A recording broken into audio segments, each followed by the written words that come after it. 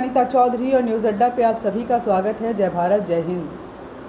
पाकिस्तान में इमरान की सरकार गिर गई है और नई सरकार वहाँ पे बन गई है, जिसकी अगुवाई जो है वो नवाज़ शरीफ के भाई शहबाज शरीफ कर रहे हैं। उनके साथ उनकी बेटी भी शामिल रहेंगी इस सरकार में। साथ में बेनज़ीर भुट्टो के बेटा बिलावल भुट्टो भी इस सरकार में शामिल रहेंगे। सबकी अपने अपने रोल रहेंगे। लेकिन इन सब के बीच आप देख रहे थे कि बार बार जब से ये अविश्वास प्रस्ताव पाकिस्तान में लाया गया विपक्षी पार्टियों के द्वारा, तब से इमरान खान जो हैं, जो वहाँ के उस वक्त के प्रधानमंत्री थे, उन्होंने भारत की लगातार तारीफ़ की। अपने अंतिम भाषण में भी उन्होंने भारत की तारीफ़ की। भारत के मजबूत इरादों और मजबूती के साथ विश्व के सामने डटे रहने के एटीट्यूड को उन्होंने एक लोहा माना, उसे रोल मॉडल माना, उसे अपने जो पाकिस्तान के लोग हैं या पाकिस्तान की सरकार है, पाकिस्तान की हुकूमत, पाकिस्तान की सेना, इन सब से उसको फॉलो करने के लिए कहा। साथ ही उन्होंने ये गुहार भी लगाई कि वो भी कुछ ऐसा ही करना चाहते थे, लेकिन पाकिस्तान की जो सेना है, जो वहाँ के सिस्टम है, वो उन्हें ऐसा करने से रोक रही थी। और आज उन्हें गिराया गया है तो विदेशी ताकतों के साथ मिलकर उन्हें गिराया गया है। वो सीधा सीधा आरोप अमेरिका पे लगा रहे थे। इन सब के बीच में पाकिस्तान में इमरान खान की सरकार गिर चुकी है। पाकिस्तान में इमरान खान और उनके कई मंत्री जो हैं नज़रबंद हैं, यूँ कहें कि गिरफ्तार ही समझिए। ये पाकिस्तान का ट्रेंड है, हम सभी जानते हैं। चाहे वो बेनज़ीर भुट्टो हो, चाहे नवाज़ शरीफ हो, चाहे मुशर्रफ हो, सभी ने जब जब वो गद्दी से नीचे उतरे, उन्हें पाकिस्तान में जलालत की ज़िंदगी जीनी पड़ी। ये पाकिस्तान है, यहाँ पे वो अपनों को भी नहीं छोड़ते, अपने सरकारों को भी नहीं छोड़ते। ये पाकिस्तान का सिस्टम है जो आईएसआई या यूँ कहें कि लश्कर तैयबा, जैश मोहम्मद और इस तरह की जो आतंकी संगठन है, वो उसको रन करती है पाकिस्तान की सेना के साथ मिले। इन सब के बीच में पाकिस्तान में सरेंडर, जो कुछ दिन पहले तक गो भिखारी गो ये ट्रेंड कर रहा था इमरान खान के खिलाफ, अब सरेंडर बाजवा, वहाँ के पूरी आवाम जो है आक्रोश में है। सरेंडर बाजवा को लेकर के वो अपना मुहिम जो है वो छेड़ चुकी है। और आप देखेंगे सोशल मीडिया पे सरेंडर बाजवा यही जो है वो ट्रेंड कर रहा है। लेकिन वहाँ की जनता किस तरह से आक्रोश में है, ये भी आपको हम दिखाते हैं और बताते हैं कि किस तरह से लोग आक्रोश में हैं, गुस्से में हैं। उनको लग रहा है कि सेना उनकी देश को आगे नहीं बढ़ने दे रही है। भारत कब कहाँ से कहाँ पहुँच गया और वो किस गर्त में डूबते जा रहे हैं। इसको लेकर कि वहाँ की अब आवाम जो है उसको भी कहीं ना कहीं टीच होनी शुरू हो गई है और वो परेशानी में है। देखिए ये हंगामे, देखिए उनके बयान, देखिए और समझने की कोशिश कीजिए कि पाकिस्तान के हालत कितने अस्थिर हैं। पाकिस्तान जो ज़बरदस्ती धर्म के नाम पर भारत से अलग हुआ था, आज वो किस बदहाली में है। धर्म उसकी रक्षा नहीं कर पाया, वो इस्लाम उसकी रक्षा नहीं कर पाया, अल्लाह उसकी रक्षा नहीं कर पाया, कुरान उसको नसीहत नहीं दे पाया। धर्म के जो इस्लामिक कंट्रीज़ हैं उनके क्या हश्र हो रहे हैं, ये हम सभी देख रहे हैं। पाकिस्तान अब उसकी पंक्ति में एक और नाम जुड़ चुका है। देखिए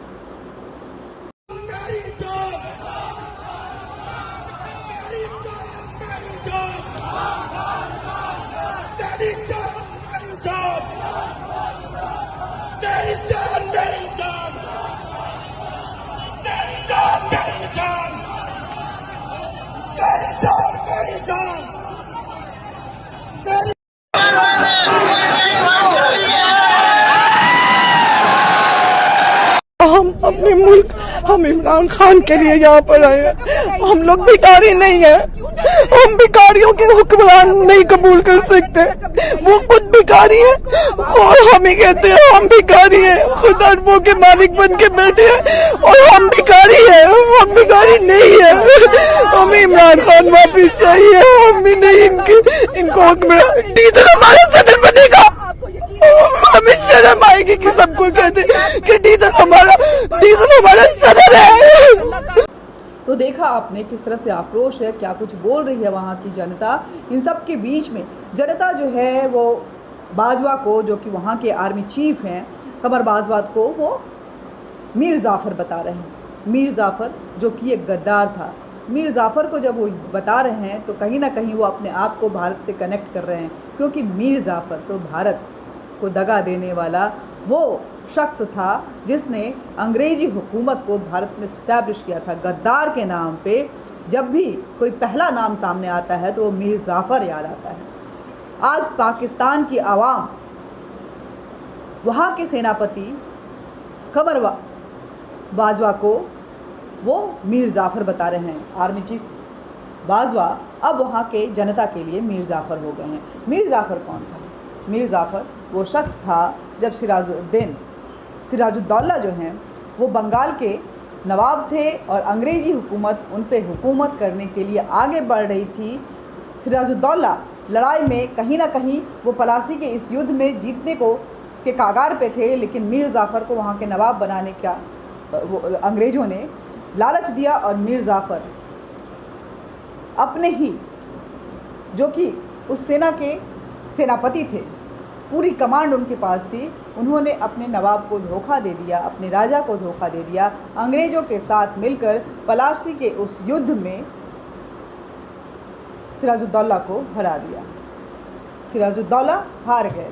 ये भारत की कहानी है, लेकिन आज उदाहरण पाकिस्तान में दिए जा रहे हैं और इसको बताया जा रहा है कि किस तरह से पाकिस्तान का मीर जाफ़र आज कौन हो चुका है। वहाँ का आर्मी चीफ, वहाँ जनरल बाजवा वहाँ के मीर जाफ़र हो चुके हैं जो पाकिस्तान के साथ धोखा कर रहे हैं। आप देखिए किस तरह से इमरान खान जाते जाते वो सारी परतें खोल रहे थे।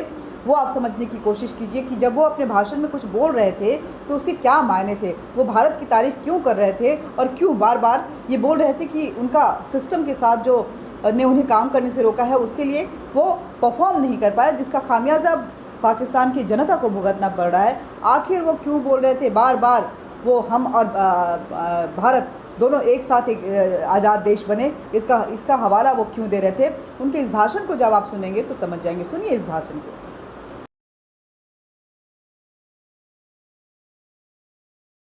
मैं फिर से अपनी कौम को कहता हूँ, हमें ये फैसला करना है कि हमें किस तरह का पाकिस्तान चाहिए। मैं आपको आज मुझे अफसोस और तकलीफ़ भी होती है कहते हुए, हमारे साथ ही हिंदुस्तान आज़ाद हुआ था। मैं हिंदुस्तान भी बाकियों से बहुत बेहतर जानता हूँ। मेरी दोस्तियाँ भी थी, क्रिकेट की वजह से बड़ा मुझे रिस्पेक्ट भी मिला, प्यार मिला। मैं मेरी लोगों से वहाँ वाकफियत भी बढ़ी है। मुझे बड़ा अफसोस है कि ये सिर्फ एक आरएसएस की आइडियोलॉजी की वजह से और ये जो कश्मीर में उन्होंने किया है उसकी वजह से हमारे ताल्लुकात नहीं हैं। लेकिन मैं आपको ये कह दूं कि वो एक बड़े खुददार कौम है। कभी किसी की जुर्रत नहीं है कि वहाँ इस तरह की बात करें। किसी सुपर पावर की जुर्रत नहीं है कि वहाँ ये भी तस्वर कर दें कि जनाब वो यही कह दें कि जनाब अपने फॉरेन रिलेशन में वो कहें जो हम कह रहे हैं। अब देख रहे हैं वो रूसियों से हालांकि सारी सैंक्शंस लगी हुई हैं, वो कह रहे जी हम तेल इंपोर्ट करते हैं, हमारे लोगों की बेहतरी है। तो इमरान खान का भी यही प्रॉब्लम है। मैं ये कहता हूँ कि किसी से हमारी लड़ाई नहीं है, ना मैं किसी का एंटी हूँ ना किसी मुल्क का एंटी हूँ। मैं सिर्फ ये कहता हूँ कि जो मेरे लोगों के फ़ायदे के लिए पहली चीज़ वो है, मेरे 22 करोड़ लोगों के लिए, उसके बाद मैं दुनिया की बाकी चीज़ें मानने के लिए तैयार हूँ। लेकिन मैं अपने लोगों को कुर्बान नहीं कर सकता किसी और कौम के खातिर जो हमने वॉर ऑन टेरर में किया है।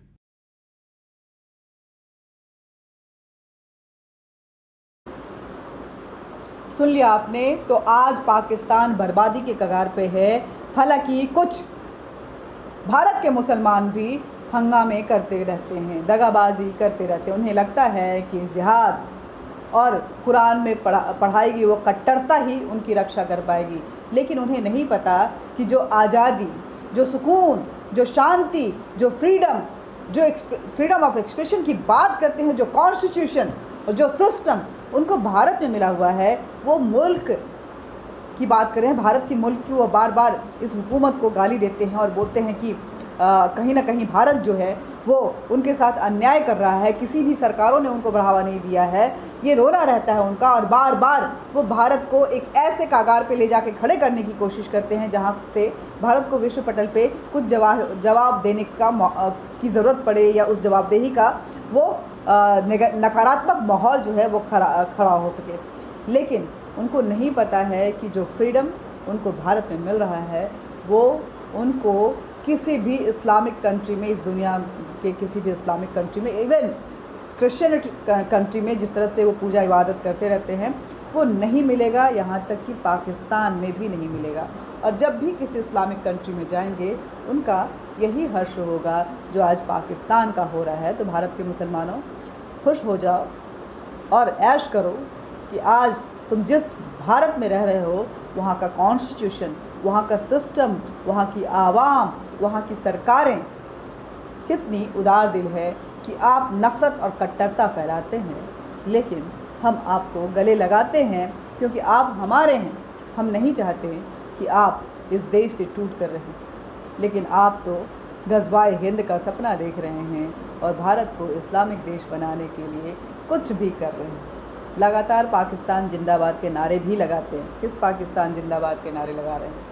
इस पाकिस्तान के जो कभी भिखारी बन जाता है, कभी मीर जाफ़र के दुहाई देता है, और आज क्या स्थिरता आ गई है। कहते हैं जो जैसा बोता है वही खाता है। पाकिस्तान ने अफ़गानिस्तान के लिए क्या बोया और तालिबान को वहाँ बैठाया, ये हम सब ने देखा। आज पाकिस्तान उसी कागार पे खड़ा है। जय हिंद, जय भारत।